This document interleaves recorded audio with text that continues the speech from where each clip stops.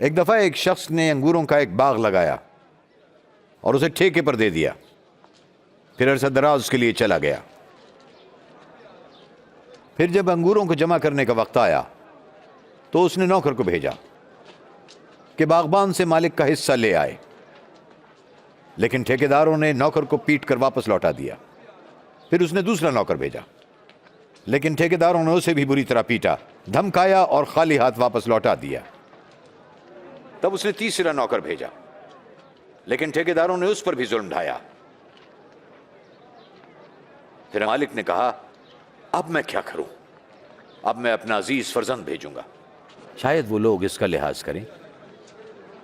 اسے آتا دیکھ کر ٹھیکیدار ایک دوسرے سے کہنے لگے یہ تو مالک کا بیٹا ہے، آؤ اسے مار ڈالیں، جائیداد ہماری ہو جائے گی۔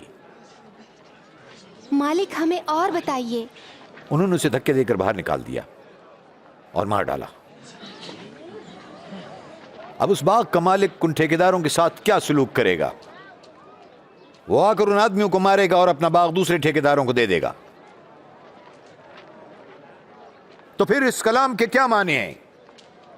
جس پتھر کو معماروں نے بیکار جان کر رد کر دیا، وہی پتھر سنگ بنیاد ٹھہرا۔